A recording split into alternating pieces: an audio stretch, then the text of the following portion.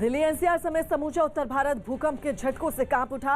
ये झटके रात 10:31 पर महसूस किए गए। घबराकर कई इलाकों में लोग घरों से बाहर निकल आए। आपको बता दें, इस भूकंप का केंद्र तजाकिस्तान था, जहां पर रात 10:31 पर भूकंप आया। भूकंप की तीव्रता रिक्टर स्केल पर 6.3 मापी गई। भूकंप में किसी तरह के जानमाल के नुकसान की कोई खबर सामने नहीं आई। आपको बता दें, पूरे उत्तर भारत में भूकंप के झटके महसूस किए। कल रात 10:31 पर ये भूकंप के झटके महसूस किए। तस्वीरें हम आपको दिखा रहे हैं नोएडा की, किस तरह से लोग घबराकर अपने घरों से बाहर निकल गए। और आपको बता दें, इसका जो केंद्र था, भूकंप का केंद्र तजाकिस्तान था, जहां पर रात 10:31 पर यह भूकंप आया, जिसकी तीव्रता रिक्टर स्केल पर 6.3 मापी गई। ये तस्वीरें हम आपको दिखा रहे हैं कि किस तरह से देश के अलग अलग हिस्सों में भूकंप के झटके महसूस किए गए। लेकिन राहत की बात यह रही कि इस भूकंप में जान माल के नुकसान की कोई खबर नहीं आई। ट्रक को पहले सर थोड़ा झटका लगा, तो मैंने ऐसा महसूस किया शायद किसी गाड़ी ने टक्कर दी। तो थोड़ी देर में फिर खासा झटका लगा, फिर मैं परेशान हो गया। तब तक मैंने देखा यहाँ लोग भी थोड़े हलचल मची, तो तब मैंने महसूस किया कि अब जिलजिला हुआ सर। ऐसे लगा जैसे कोई कंपन सी हुई और हल्का सा सीलिंग फैन हिला और हम सब बाहर की तरफ भागे।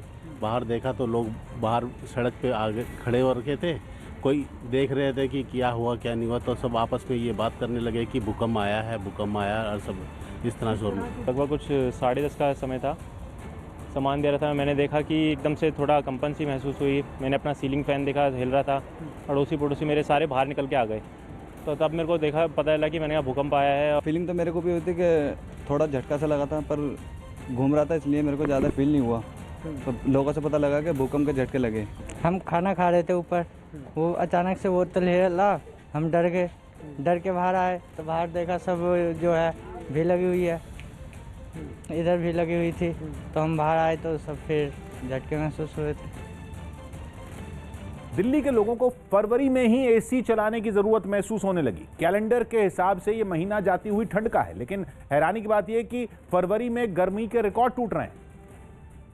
और मौसम विभाग के मुताबिक फरवरी में गर्मी का पिछले 15 साल का रिकॉर्ड टूट चुका है। सामान्यतः 30 डिग्री दूसरे पखवाड़े में ज़्यादा संभावनाएं होती हैं, और आने 2-3 दिन के बाद बात करें तो एक बार फिर ये 30 डिग्री के आसपास पहुंच सकता है। इसीलिए दिल्ली की सड़कों पर अभी से लोग बिना स्वेटर और जैकेट के दिखने लगे हैं। चंद रोज पहले तक जाड़े से परेशान लोगों को गर्मी सताने लगी है। फरवरी के पहले पखवाड़े में ही तापमान 30 डिग्री को छू चुका है। ऐसे में मौसम विभाग का कहना है कि ये तापमान पिछले रिकॉर्ड्स को तोड़ भी सकता है। यही हाल मुंबई का है, जहां लोगों को गर्म कपड़े परेशान करने लगे हैं। पारा चढ़ने लगा तो चौपाटी पर लोगों की भीड़ जुटने लगी। लोग समंदर में डुबकी लगाकर मस्ती करने लगे, नारियल पानी और बर्फ के गोले की चुस्की लेते दिखने लगे। हालांकि कामकाजी लोगों को ये गर्मी सताने लगी है। रोड पे भी चलते हैं तो बहुत ज्यादा धूप है और बहुत ज्यादा दिक्कत होती है। परेशानी ये है कि अगर फरवरी में ही एसी चलाने की नौबत आ गई तो मई और जून तक मौसम का मिजाज आग लगाने वाला हो सकता है। हरियाणा के रोहतक के जाट कॉलेज अखाड़े में कल रात करीब 8:15 बजे अंधाधुंध फायरिंग कर 5 लोगों की हत्या कर दी गई। गोली लगने से 2 लोग गंभीर रूप से घायल हो गए। मरने वालों में जिम्नेजियम के कोच, उनकी मां, यूपी की महिला पहलवान और रेलवे का एक कर्मचारी शामिल है। देर रात तक पुलिस वारदात की जांच पड़ताल में जुटी थी। पुलिस से मिली जानकारी के मुताबिक जाट कॉलेज के अखाड़े में फायरिंग हुई, जिसमें 4 लोगों की मौत हो गई, जबकि एक ने अस्पताल में दम तोड़ा। फायरिंग की वजह पुरानी रंजिश बताई जा रही है।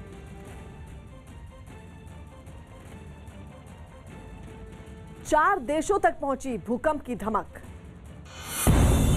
दिल्ली समेत पूरे उत्तर प्रदेश में भूकंप के तेज झटके महसूस किए गए। तजाकिस्तान में भूकंप का केंद्र रहा, जहां तीव्रता 6.3 मापी गई। पाकिस्तान और अफगानिस्तान समेत 4 देशों में भूकंप के झटके महसूस किए गए। तमिलनाडु में पटाखा फैक्ट्री में भीषण आग लगने से 16 लोगों की मौत हो गई, जबकि 30 से ज्यादा लोग घायल हो गए। इस हादसे पर पीएम मोदी ने दुख जताया। यूपी के सीएम योगी मार्च में गोरखपुर के चिड़ियाघर का उद्घाटन करेंगे। इससे पहले वन मंत्री दारा सिंह ने निरीक्षण किया। यूपी में 15 फरवरी से सभी कॉलेज और यूनिवर्सिटी खोलने का आदेश दिया गया, जो कि पूरी एहतियात के साथ दोबारा खोले जाएंगे। हरियाणा में लव जिहाद कानून बनाने के लिए मसौदा तैयार है। सीएम मनोहर लाल खट्टर ने बताया कि इसे जल्द कानून की शक्ल दी जाएगी। ओपिनियन लेने के बाद हम उसका एक एक्ट बनाने जा रहे हैं। यूपी के फिरोजाबाद में एक बेकाबू ट्रक ने ऑटो को टक्कर मार दी, जिसमें 2 की मौके पर ही मौत हो गई, जबकि 4 लोग घायल हो गए। खबर है कि केंद्र ने कोरोना टेस्टिंग पर बिहार सरकार से रिपोर्ट मांगी है, क्योंकि आरजेडी नेता मनोज झा ने टेस्टिंग पर सवाल उठाए थे। दिल्ली के वजीरपुर में एक शख्स को उसके ही दोस्त की हत्या के आरोप में गिरफ्तार किया गया। यूपी के बुलंदशहर में सामूहिक विवाह योजना के तहत 180 जोड़ों की शादी करवाई गई। हर जोड़े के खाते में 35,000 रुपए और जरूरत का सामान भी दिया गया। बंगाल में लेफ्ट की ओर से बुलाए गए 12 घंटे के बंद के दौरान खूब बवाल हुआ। इस बंद में कांग्रेस ने भी लेफ्ट पार्टियों का समर्थन किया। एक दिन पहले कोलकाता में 1 मार्च के दौरान लेफ्ट के कार्यकर्ताओं पर पुलिस ने लाठीचार्ज किया था, जिसके विरोध में उसने अगले दिन बंद बुलाया और पार्टी कार्यकर्ताओं ने जमकर हंगामा किया। आसनसोल में तो सड़कों पर उतरे लेफ्ट कार्यकर्ता लोगों से मारपीट करने पर उतारू दिखे। उन्होंने मोटरसाइकिल से जा रहे एक शख्स को घेर लिया और उसे मारने लगे, जिसके बाद कुछ लोग उसे बचाने आगे आए और वो जैसे तैसे वहां से निकला। जबकि उत्तर 24 परगना में लेफ्ट और कांग्रेस कार्यकर्ताओं की वजह से लोगों का सड़क से आना जाना मुश्किल हो गया। वहां इन लोगों ने रास्ता ब्लॉक करने के लिए सड़क पर एक टायर जला दिया। हद तो तब हो गई जब बाजार में दुकानों को जबरदस्ती बंद करवाया जाने लगा। इतना ही नहीं, ट्रेन रोकने की कोशिश भी हुई। वहां प्रदर्शनकारी झंडे लेकर पटरियों पर खड़े होकर नारे लगाने लगे।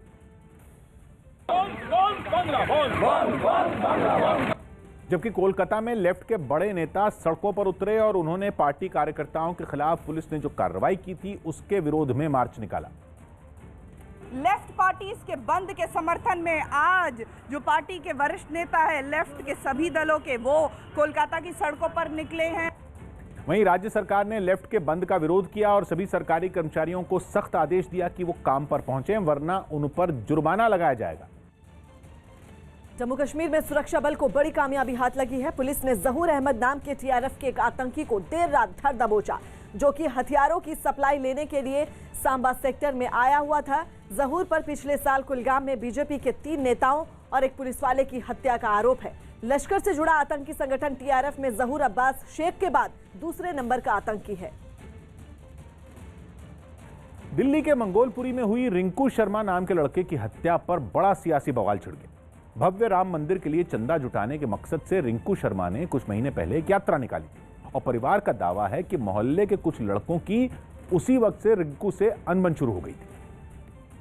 लेकिन 10 और 11 फरवरी की दरमियानी रात ये झगड़ा इतना बढ़ गया कि रिंकू शर्मा की जान चली गई। बड़ी संख्या में हमलावर रिंकू के घर में दाखिल हुए और पूरे परिवार को मारने की कोशिश की। रिंकू की मां का दावा है कि घर में रखे एक गैस सिलेंडर को आग लगाने की भी कोशिश हुई, जिसका एक मोबाइल वीडियो भी सामने आया। वीडियो में रिंकू की मां हमलावरों से सिलेंडर छीनती हुई दिखी। हम 5 को मारने आए थे, सिलेंडर तक खोला मेरे घर का, वो तो मैंने खींच लिया। घर में मचे हंगामे के इस वीडियो में डंडे पकड़े कई आरोपियों के चेहरे साफ दिखे।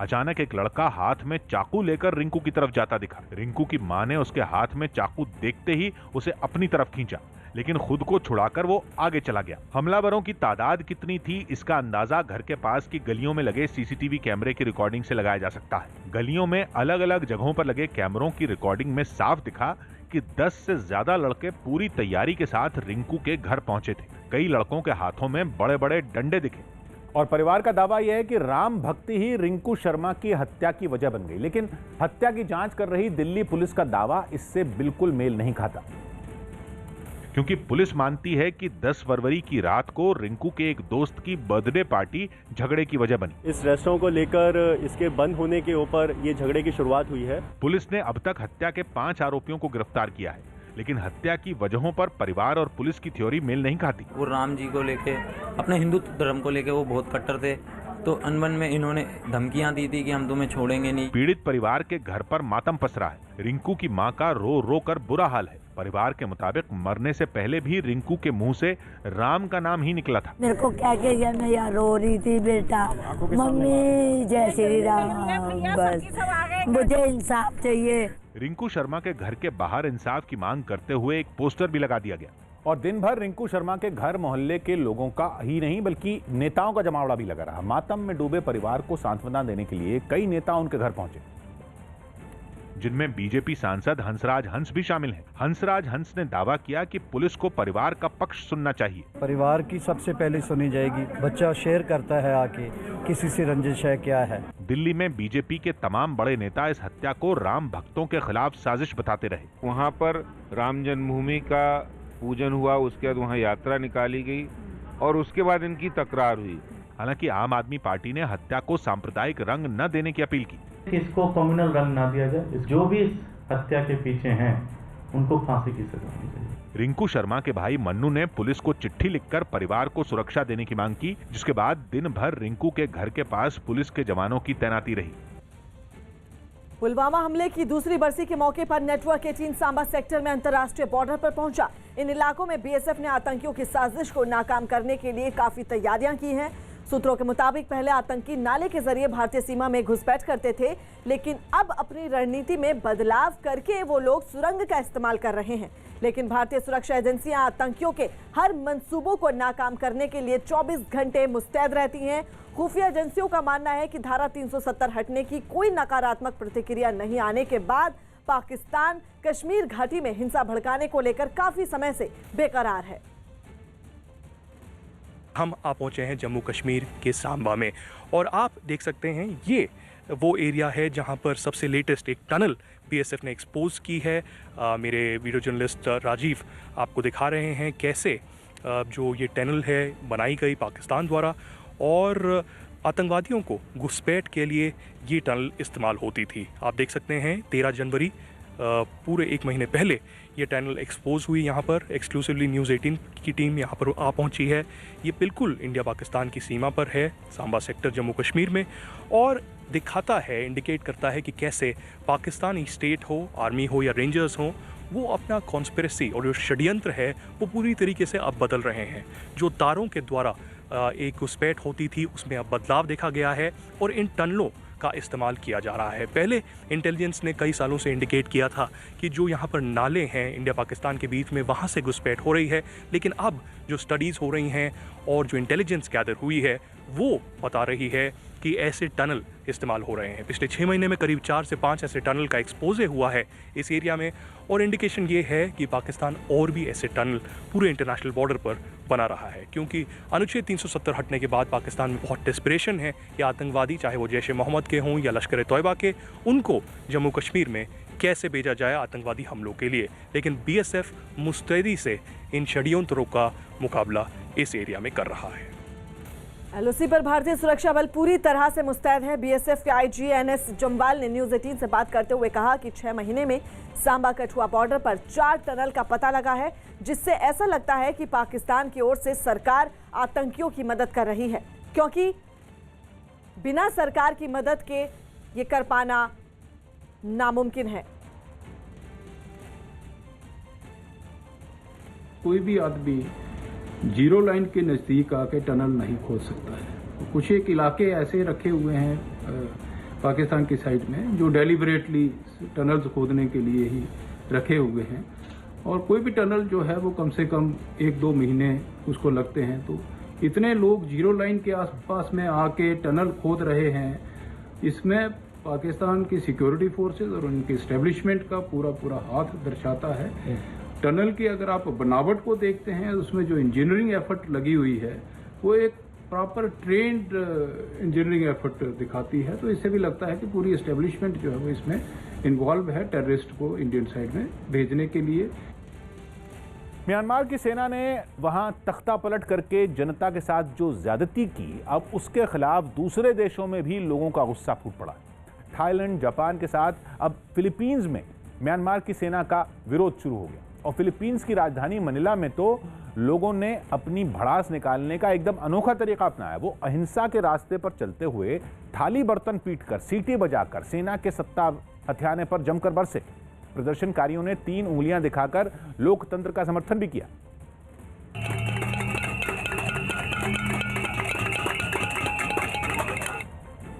प्रदर्शनकारियों ने म्यांमार की सत्ता चुनी हुई सरकार को तुरंत लौटाने की मांग उठाई।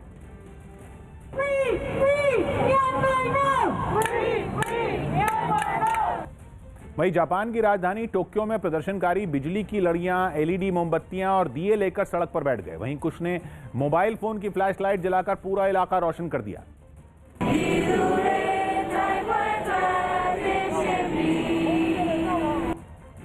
म्यांमार से ताल्लुक रखने वाले करीब 33,000 लोग जापान में रहते हैं। प्रदर्शन करने वालों में ज्यादातर वही लोग थे। वहीं म्यांमार में तख्ता पलट के खिलाफ आंदोलन की शक्ल ले चुका विरोध प्रदर्शन जंगल की आग तरह फैल रहा है।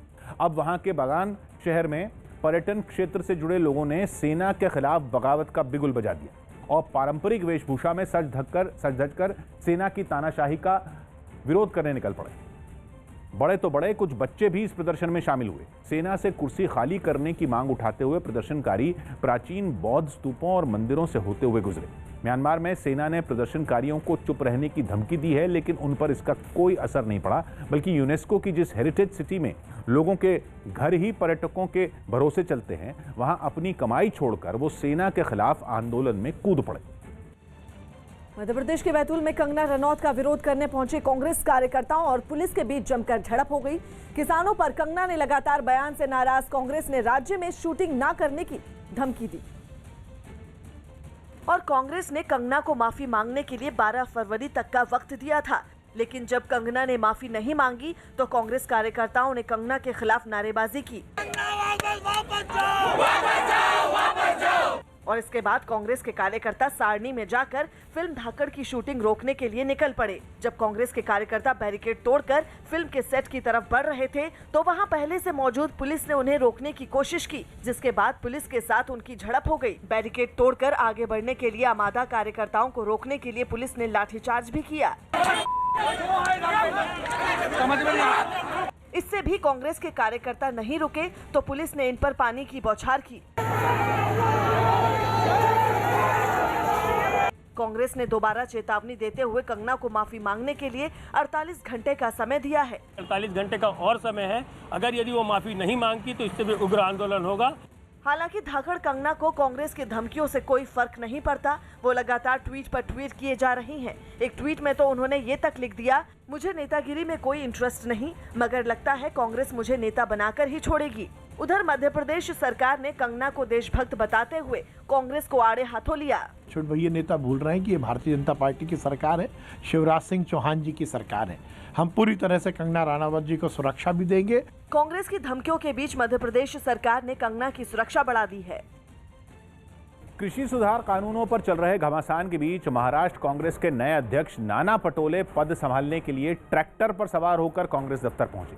कांग्रेस ने किसानों के बीच अच्छी पकड़ रखने वाले नाना पटोले को कई सीनियर नेताओं पर तरजीह देते हुए प्रदेश अध्यक्ष के तौर पर चुना, जिसके बाद वो अपने साथी पदाधिकारियों के साथ ट्रैक्टर चलाते हुए कांग्रेस दफ्तर पहुंचे। इस दौरान ट्रैक्टर की ट्रॉली पर उनके साथी कार्यकर्ता भी मौजूद थे। कांग्रेस के नए प्रदेश अध्यक्ष नाना पटोले और उनके साथ साथ उनकी पूरी टीम ट्रैक्टर पर सवार होकर के अपने कार्यभार ग्रहण करने के लिए जा रही है। ट्रैक्टर से पहले वो बैलगाड़ी पर भी सवार हुए। कुछ दूर तक बैलगाड़ी चलाने के बाद वो फूलों से सजे एक ट्रैक्टर पर सवार हो गए और पार्टी दफ्तर की तरफ बढ़ने लगे। इस दौरान पटोले ने किसानों से के मुद्दे पर केंद्र सरकार को जमकर घेरा। महाराष्ट्र के पूरे किसान दिल्ली में चल रहे आंदोलन का समर्थन करते हैं। इसी तरह ट्रैक्टर चलाते हुए वो अपने समर्थकों के साथ कांग्रेस दफ्तर पहुंचे, जहां पार्टी के कार्यकर्ताओं ने गुलदस्ता देकर उनका स्वागत किया, जिसके बाद उन्होंने प्रदेश कांग्रेस अध्यक्ष का पद संभाला। सीरिया के अलबाब से कुएं के अंदर रेस्क्यू ऑपरेशन का एक हैरान करने वाला वीडियो सामने आया। 4 साल की एक बच्ची खेलते खेलते घर के पास एक सूखे कुएं में गिर गई, जिसकी खबर मिलते ही राहत बचाव दल मौके पर पहुंच गया और उनमें से एक बचाव कर्मी रस्सियों के सहारे गहरे कुएं में उतर गया। इसके बाद वो कुएं के निचले इलाके की ओर बढ़ने लगा। कुछ देर में वो कुएं के अंधेरे को चीरता हुआ बच्ची तक पहुंच गया। जैसे ही बचाव कर्मी के हेलमेट में लगी टॉर्च बच्ची के चेहरे पर पड़ी तो वो रोने लगी। बचाव कर्मी ने बच्ची को अपने आगोश में ले लिया और उसे प्यार से पुचकारा और उसे शांत कराने की कोशिश की, पर वो लगातार रोए जा रही थी। इस बीच बच्ची उसे अपने हाथ में लगी चोट दिखाने लगी। बच्ची को जल्द से जल्द इस कुएं से बाहर निकालने के लिए बचाव कर्मी ने अपने साथियों को आवाज दी।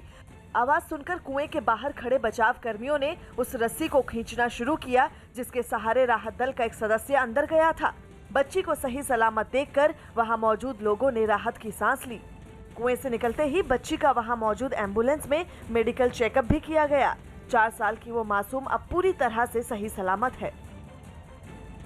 अमेरिका के टेक्सास से सांसें थाम कर रख देने वाली तस्वीरें सामने आईं, जहां एक भीषण सड़क हादसे में 100 से ज्यादा गाड़ियां एक दूसरे से टकरा गई, जिनमें 6 लोगों की दर्दनाक मौत हो गई। बताया गया कि यह भयानक हादसा बर्फीले तूफान और बारिश से सड़क पर बनी फिसलन की वजह से हुआ, और जो वीडियो सामने आया वो किसी के भी रोंगटे खड़े कर देने के लिए काफी है। वीडियो में एक ट्रक हाईवे पर हादसे का शिकार हुई गाड़ियों से भिड़ता दिखा। उसके बाद दूसरा ट्रक कई गाड़ियों को उड़ाता नजर आया और फिर उनके पीछे कई कारें एक के बाद एक टकराती चली गईं। हादसे के बाद की जो तस्वीरें सामने आई उनमें तो गाड़ियों का कचूमर निकला दिखाई दिया। वो सभी एक के ऊपर एक चढ़ी नजर आई, जबकि एक तस्वीर में तो एक कार के ऊपर कई कारें चढ़ी दिखी। For the first responders here, walking is treacherous. इन गाड़ियों की हालत देखकर ऐसा लगा मानो किसी ने उन पर बुलडोजर चलाया हो, जबकि कुछ के तो परखचे ही उड़े नजर आए। इस हादसे में 1 दर्जन से ज्यादा लोग घायल बताए गए। दिल्ली के टिकरी बॉर्डर पर एक पुलिसकर्मी पर आंदोलनकारियों ने हमला कर दिया। नागलोई थाने का यह हेड कांस्टेबल गुमशुदा प्रदर्शनकारियों के पोस्टर लगाने गया था, तभी वहां मौजूद लोगों ने उसकी पिटाई कर दी, जिसके बाद इलाज के लिए कांस्टेबल को अस्पताल ले जाना पड़ा। इस मामले में पुलिस ने मुकदमा भी दर्ज किया है। सीतारमण आज विपक्ष को जवाब देंगी। आज लोकसभा में वित्त मंत्री निर्मला सीतारमण बजट पर विपक्ष को जवाब देंगी। इसके साथ ही बजट का पहला सत्र पूरा हो जाएगा और दूसरा सत्र मार्च में होगा। बिहार के बेतिया में अवैध शराब को लेकर छापेमारी करने गई टीम पर लोगों ने हमला कर दिया, जिसमें कई पुलिस वाले घायल हो गए। राजस्थान के कोटा में पेट्रोल पंप पर लूट करने वाले गैंग का पर्दाफाश हुआ। पुलिस ने 3 बदमाशों को धर दबोचा।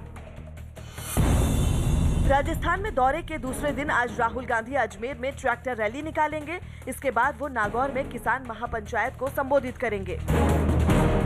जम्मू में गुरुद्वारे के बाहर खालिस्तानी आतंकी भिंडरावाले का पोस्टर दिखाई दिया। नोएडा में पुलिस की एक टीम को 5 लाख रुपए का इनाम दिया गया। इस टीम ने चंद घंटों में डीआरडीओ के साइंटिस्ट को अपहरण के चंद घंटों में सुरक्षित बरामद कर लिया था। सीएम योगी आज प्रधानमंत्री राष्ट्रीय बाल पुरस्कार पाने वाले बच्चों से मुलाकात करेंगे। योगी आदित्यनाथ यूपी के इन मेधावियों को सम्मानित भी करेंगे। बिहार के झाबुआ में नकली नोट छापने वाले गैंग का पर्दाफाश हुआ। पुलिस ने नकली नोटों के साथ 2 लड़कों को गिरफ्तार किया। ग्रेटर नोएडा में पुलिस ने मुठभेड़ के बाद एक इनामी बदमाश को गिरफ्तार किया, जिस पर 27 मुकदमे दर्ज हैं। असम में विधानसभा चुनाव से पहले राज्य सरकार ने लोगों को बड़ी राहत देने का ऐलान किया। News18.com की रिपोर्ट है कि असम में पेट्रोल और डीजल की कीमतें 5 रुपए सस्ती कर दी। यही नहीं, शराब पर लगने वाला टैक्स भी 25% घटा दिया गया। राज्य के वित्त मंत्री ने विधानसभा में बजट पेश करते हुए इस कटौती का ऐलान किया। इसके साथ ही सरकार की ओर से दलील दी गई कि कोरोना की वजह से लागू सेस को हटाने के बाद दाम कम किए गए और नई दरें आधी रात से लागू भी हो जाएंगी। मार्च अप्रैल के दौरान असम में विधानसभा चुनाव होने की संभावना है। कल रात मुंबई के खार इलाके में पार्किंग में खड़ी पिकअप वैन में आग लग गई। आग रात करीब 11:15 बजे लगी। फायर ब्रिगेड के अधिकारियों के मुताबिक आग पर कुछ ही मिनटों में काबू पा लिया गया। चूंकि वैन पार्किंग में खड़ी थी तो किसी के घायल होने की कोई खबर नहीं है। पुलिस वैन में आग लगने के कारणों का पता लगाने की कोशिश में जुट गई है। पश्चिम बंगाल में कोरोना नियमों के तहत 9वीं से 12वीं तक के स्कूलों को दोबारा खोल दिया गया। कोरोना के खतरे को देखते हुए इन स्कूलों को पिछले साल मार्च में बंद कर दिया गया था, लेकिन जब कोरोना मरीजों की संख्या में कमी आई तो राज्य में 9वीं से 12वीं तक के छात्रों के लिए पढ़ाई फिर शुरू कर दी गई। सरकार के इस फैसले से स्कूल एक बार फिर गुलजार हो गए। राजधानी कोलकाता से जो तस्वीरें सामने आई उनमें एक तस्वीर में कई छात्र वहां के एक स्कूल के बाहर खड़े नजर आए। इस दौरान वो कोरोना नियमों का पालन करते दिखे। कुछ बच्चों को उनके घर वाले स्कूल छोड़ने पहुंच गए। क्लास के अंदर सभी बच्चों को सोशल डिस्टेंसिंग के नियम के तहत एक दूसरे से दूर बैठाया गया। लगभग 1 साल के बाद कोलकाता में स्कूल खुले हैं। टेबल पर आप देख सकते हैं, सभी के टेबल पर सैनिटाइजर है, मास्क है। कोरोना से बचने के लिए क्लास में सभी बच्चे मास्क पहनना नहीं भूले। करीब साल भर बाद स्कूल खुलने और अपने दोस्तों से मिलने की खुशी सभी बच्चों के चेहरे पर साफ नजर आई। ये अच्छा लग रहा है, इतने दिनों से वेट कर रहे थे कि कब स्कूल खुलेगा। कुछ ऐसी ही तस्वीरें सिलीगुड़ी से भी सामने आई। वहां के एक स्कूल में पढ़ाई के साथ साथ बच्चों को कोरोना से बचाने के लिए पूरे इंतजाम किए गए। चीन मसले पर रक्षा मंत्रालय ने राहुल गांधी के आरोपों को गलत बताया। राहुल ने आरोप लगाए थे कि चीन ने लद्दाख में भारत की जमीन हड़प ली है, जिस पर रक्षा मंत्रालय ने जवाब देते हुए कहा कि LAC फिंगर 8 तक है, ना कि फिंगर 4 तक। भारत के जवान फिंगर 8 तक पेट्रोलिंग करते हैं। फिंगर 3 पर भारत की अस्थायी पोस्ट है, जबकि फिंगर 8 पर चीन की अस्थायी पोस्ट है। भारत ने अपनी जमीन का जरा सा भी हिस्सा नहीं खोया है। उधर विदेश मंत्रालय ने बताया कि चीन की सेना के अपनी जगह पर जाने के बाद ही 10वें दौर की बातचीत होगी। I think they have been very clearly spelled out in RM statement, which is self-explanatory. 10th round of senior commanders meeting within 48 hours after complete disengagement in the Pangong Lake area to address the remaining issues. Delhi NCR में आज घना कोहरा छाया हुआ है। दिल्ली का प्रगति मैदान हो, अक्षरधाम हो, मयूर विहार हो या फिर गाजीपुर बॉर्डर, सभी जगह सिर्फ एक जैसी तस्वीर नजर आई। ये तमाम अलग अलग जगहों की तस्वीर हम आपको दिखा रहे हैं। धुंध की वजह से दिल्ली के कई इलाकों में विजिबिलिटी बहुत कम हो गई। नौबत ये आ गई कि प्रगति मैदान में मुश्किल से कुछ नजर आया। ये तस्वीर हम आपको दिल्ली के प्रगति मैदान की दिखा रहे हैं, जहां पर सफेद धुंध के सिवा कुछ नजर नहीं आया और ऐसा लग रहा है मानो बादल ही सड़क पर आ गए हों। दिल्ली NCR में धुंध की चादर फैली है। लो विजिबिलिटी की वजह से घरों से निकलने वाले लोगों को काफी दिक्कतों का सामना करना पड़ रहा है। ये तस्वीर हम आपको दिखा रहे हैं मुकरबा चौक और नोएडा की, जहां पर चारों तरफ सिर्फ धुंध ही धुंध नजर आ रही है। और आज की सुबह जब लोगों ने आंख खोली तो चारों तरफ धुंध के सिवा उन्हें कुछ नजर नहीं आया। ऐसे में जो लोग बाहर निकल रहे हैं, काम पर जाने वाले लोग हैं, उनको काफी दिक्कतें पेश आ रही हैं और ऐसे में सावधानी बरतना बेहद जरूरी है। और बिल्कुल दिखाई नहीं दे रहा है। गाड़ी चला के लेके आया हूँ, अभी सवारी उधर से लेके आया था तो दिखाई नहीं दे रहा था। गाड़ी बिल्कुल लगने से बच रही थी, मतलब एक्सीडेंट होने से बच रही थी बेर तो इसलिए दिक्कत बहुत ज़्यादा है। सावधानी से चलाने पड़ेगी। ठंड कुछ ज़्यादा ही है, कल तो बहुत नॉर्मल था। मैं भी आज डबल कपड़े पहन के आया हूँ। बीजेपी सांसद का राहुल गांधी के खिलाफ प्रस्ताव। लोकसभा में बीजेपी सांसद राकेश सिंह ने राहुल गांधी के खिलाफ विशेषाधिकार हनन का प्रस्ताव स्पीकर को दिया। सांसद ने राहुल पर देश की भावनाएं आहत करने का आरोप लगाया। राहुल गांधी जी को संसद की प्रतिष्ठा और गरिमा का चीरहरण करना उनका स्वभाव बन गया। आंध्र प्रदेश के विशाखापट्टनम में एक बस के खाई में गिरने से 8 लोगों की मौत हो गई। सभी यात्री हैदराबाद लौट रहे थे। हरियाणा के सोनीपत में महिला के रेप और हत्या के आरोपी को 13 साल बाद गिरफ्तार कर लिया गया। इस पर 25,000 का इनाम भी था। विश्व दाल दिवस के अवसर पर कई देशों के कृषि मंत्रियों की बैठक हुई। इस मौके पर नरेंद्र सिंह तोमर ने दाल उत्पादन के मामले में भारत की उपलब्धियां गिनवाई। भारत दुनिया में दलहन का सबसे बड़ा उत्पादक और उपभोक्ता है। इंदौर में सीएम शिवराज सिंह चौहान देर रात रैन बसेरों का निरीक्षण करने के लिए पहुंच गए। इस दौरान उन्होंने वहां ठहरे हुए लोगों से बात की। यूपी के बरेली में 10,000 रुपए की रिश्वत लेते हुए एक लेखपाल को रंगे हाथों पकड़ लिया गया। बताया गया कि वो पहले भी रिश्वत के मामले में जेल जा चुका है। मुंबई के नगर निगम BMC ने शहर को साफ रखने के लिए हाईटेक तरीका खोज निकाला। न्यूज़ 18 की श्रेया दुबे की रिपोर्ट है कि शहर की ट्रैफिक व्यवस्था की निगरानी के लिए जगह जगह लगे सीसीटीवी कैमरों को एक सॉफ्टवेयर से जोड़ने की तैयारी है, जिससे पहले कचरा फैलाने वाले शख्स की तस्वीर कैमरे में कैद होगी और फिर उस सॉफ्टवेयर की मदद से उस आदमी की तस्वीर BMC के दफ्तर में बैठे कर्मचारियों तक पहुंच जाएगी, जिसके बाद उस इलाके में मौजूद BMC के कर्मचारी को वहां भेजकर कचरा फैलाने वाले के खिलाफ कार्रवाई की जाएगी और उसे ये समझाने की कोशिश की जाएगी कि वो कचरे को सड़क पर फैलाने के बजाय सीधे डिब्बे में डालें। बताया जा रहा है कि इसके बाद भी जो लोग कचरा फैलाते मिलेंगे उनसे जुर्माना वसूला जाएगा। रिजल्ट मिलता जाएगा और उनकी आदतें हैं वो बदलती जाएगी। नीतीश कुमार के रणनीतिकार रहे प्रशांत किशोर के मकान पर बुलडोजर चला दिया गया। बिहार की बक्सर में प्रशासन की ओर से ये कार्रवाई की गई। बताया गया कि सड़क चौड़ी करने के लिए मकान की दीवार को गिराया गया। ये प्रशांत किशोर का पुश्तैनी मकान है, जहां अब वो नहीं रहते हैं। प्रशांत किशोर आजकल ममता बनर्जी के मुख्य रणनीतिकार हैं।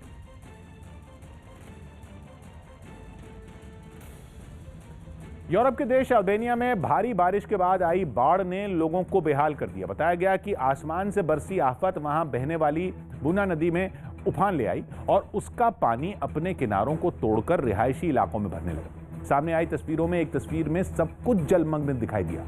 हालात इस हद तक खराब हो गए कि सेना की मदद लेनी पड़ी, जिन्होंने बाढ़ में फंसे कई परिवारों तक खाने पीने की चीजें पहुंचाई। Më shumë në rrezik jetët e njerëzve, gjë së gjallë, sigurinë.